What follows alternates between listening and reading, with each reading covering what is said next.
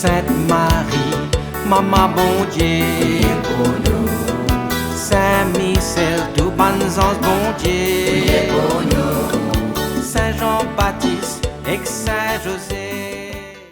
Bonjour à tous les frères et sœurs mauriciennes d'ici et d'ailleurs. Merci de nous rejoindre dans ce programme Un Saint chaque jour. Dans ce programme-là, nous avons l'occasion de faire un peu connaissance avec les saints que l'Église invite nous pour célébrer chaque jour et nous pouvons aussi demander autres. Priez pour nous et priez pour nos familles. Aujourd'hui 25 décembre, l'Église invite nous pour célébrer la nativité du Christ. Noël. La nativité du Christ, nous célébrons le mystère de l'incarnation.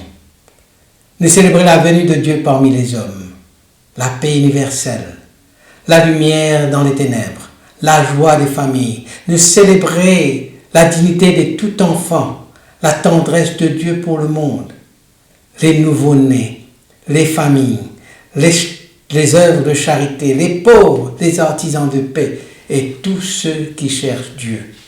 Et nous profitons de l'occasion pour saluer Noël, masculin, féminin, Emmanuel, masculin, féminin, Nathalie, Natalia,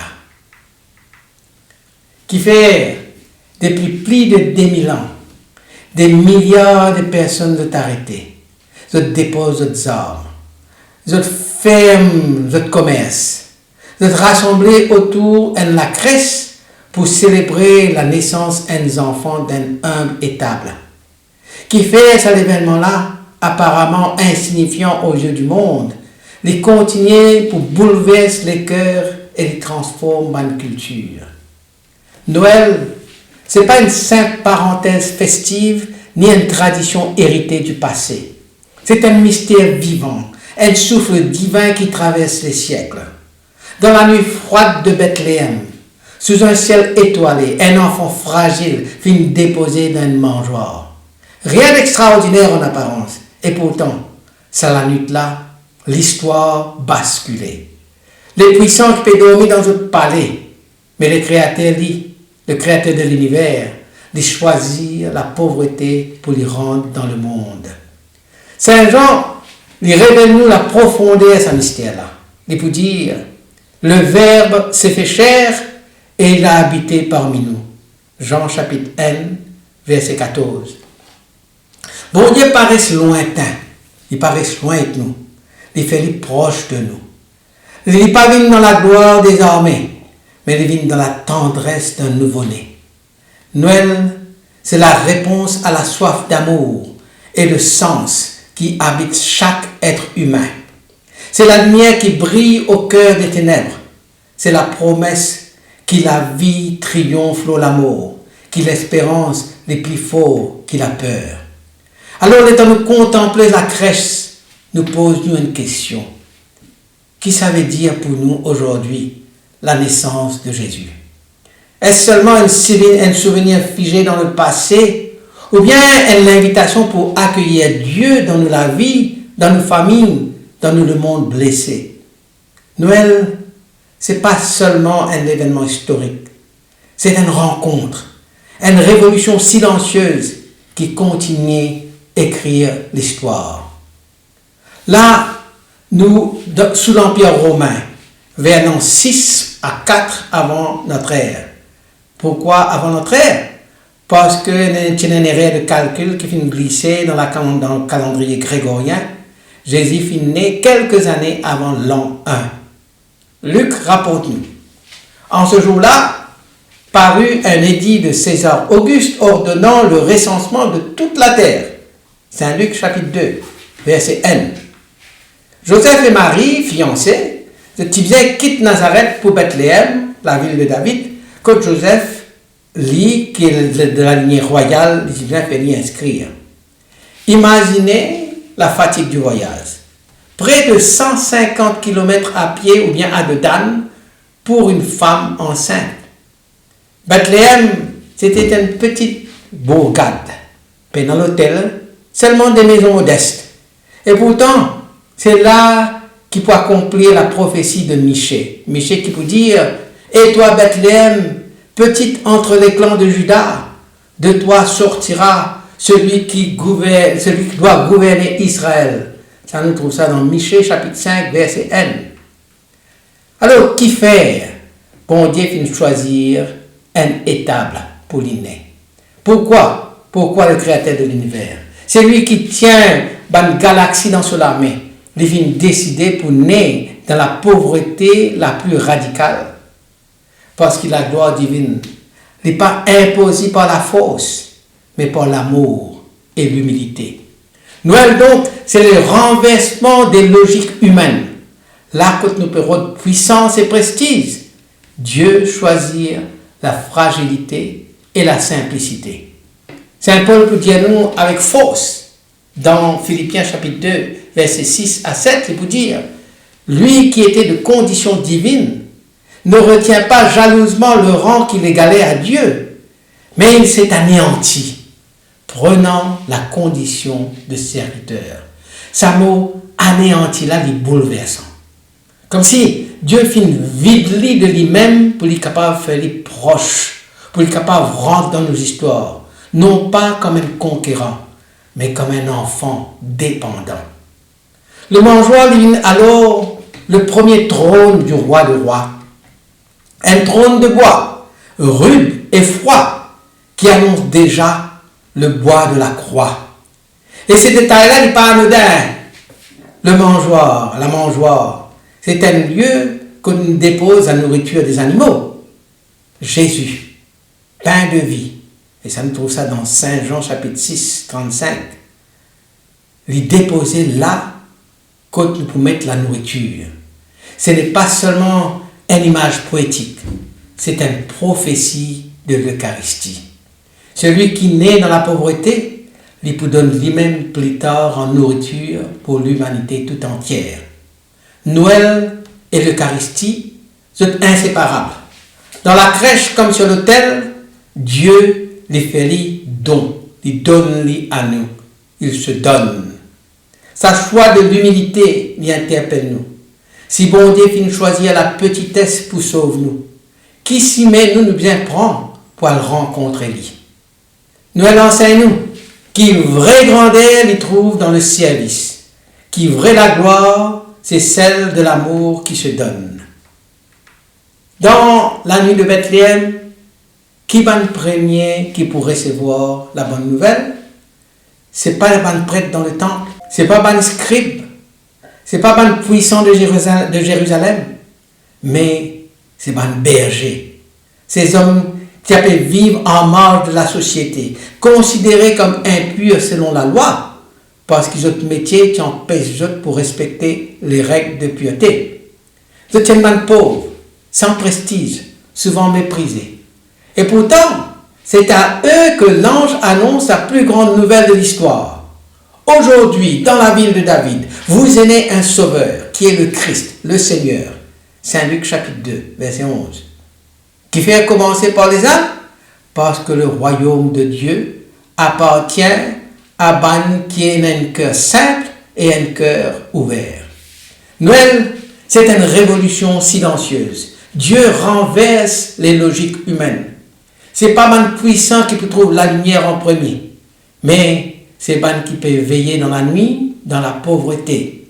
Ban berger, deviennent les premiers missionnaires. Ils ont galopé à la crèche et je te raconte ce qu'ils ont trouvé. Ce témoignage, c'est un appel pour nous.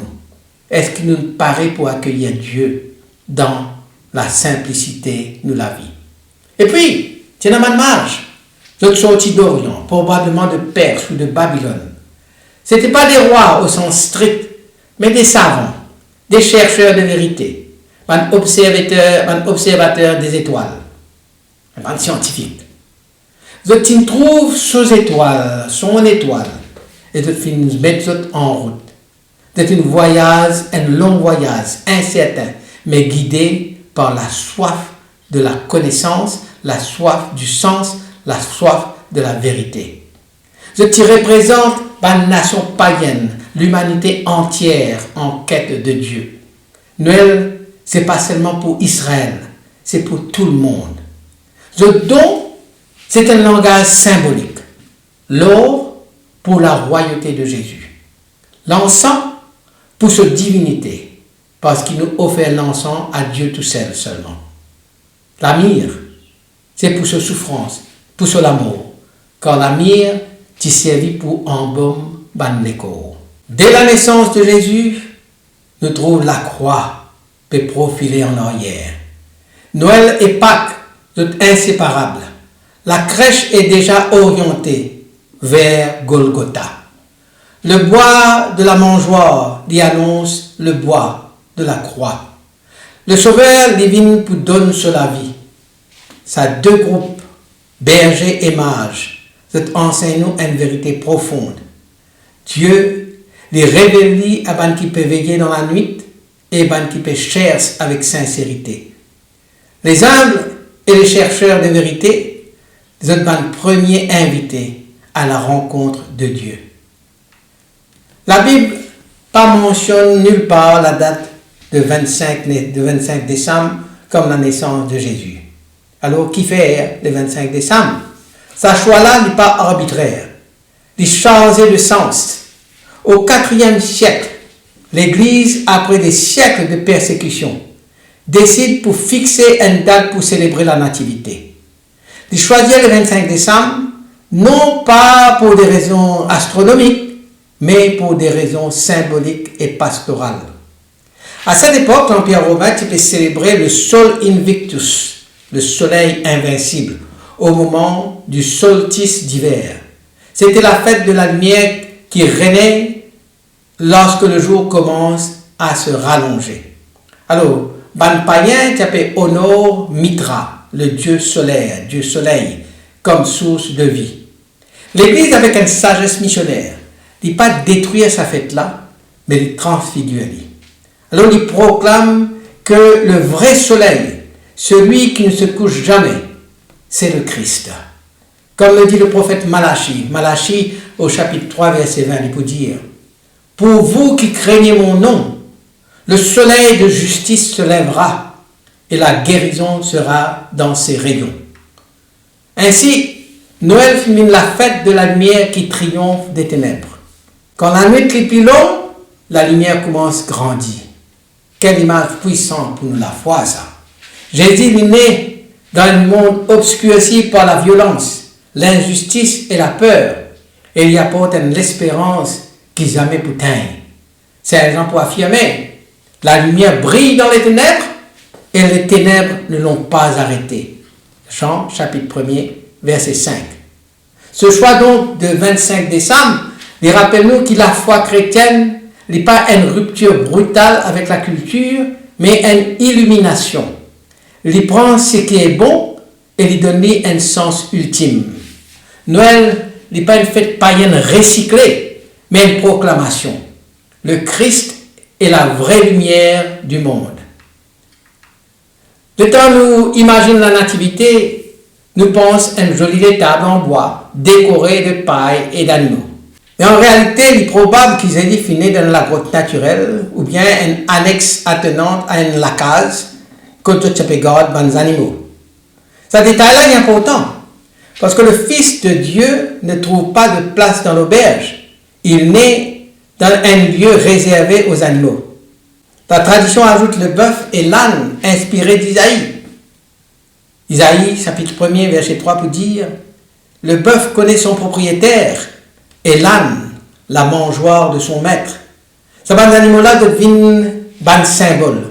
Le bœuf les représente Israël, l'âne, les nations païennes. Donc tous, nous sommes appelés pour reconnaître nos seigneurs. Tous. Ainsi, toute la création participe à l'adoration. Les gens, notre santé. Ban berger, notre accourir.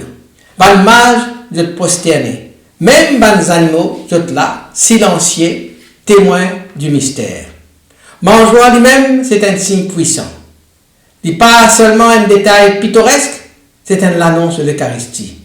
Là que tu déposes la nourriture pour ban animaux, là nous dépose celui qui dira plus tard « Je suis le pain de vie ».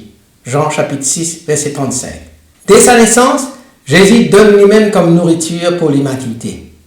La crèche divine ainsi, le premier autel, la première table que Dieu se fait don. Et la crèche, comme nous connaissons aujourd'hui, c'était l'invention de Saint François d'Assise en 1223 à Greccio. Il a envie qui va fidèles de trouver de leurs propres yeux la pauvreté dans laquelle le Christ est né pour ravir la foi et pour ravir l'amour. Depuis, la crèche devient un symbole universel de simplicité et de tendresse. Maintenant qu'on cause l'arbre de Noël est aujourd'hui omniprésent dans la case, dans l'église, dans la ville illuminée. Mais qui est l'origine?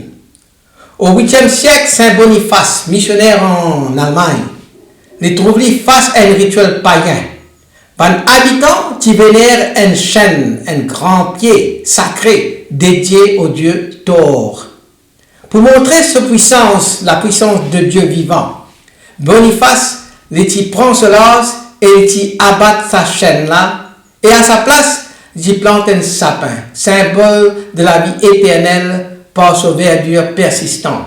Et dans les gens qui disent les temps les fins, abattre ces arbres là, un petit sapin lui-même fin sorti, fin germé. Et dans un autre qui dit lui-même fin planté. Mais en tout cas, ce sapin là, le temps il trouve ça, le temps il soit une plante ou bien le temps ça fin apparaître, Saint Boniface y proclamait, ce sera l'arbre du Christ. Le sapin alors, il finit un signe chrétien. Sa forme triangulaire, il rappelle nous la Trinité. Et sa verdure en plein hiver, il symbolise la vie qui jamais mort. Plus tard, je peux ajouter une bougie, après une lumière, pour signifier que le Christ est la lumière du monde, pareil comme Saint Jean pour dire dans Jean chapitre 8, verset 12. Chaque flamme, chaque étoile au sommet, rappelle-nous l'étoile de Bethléem qui fait une guide par le mage.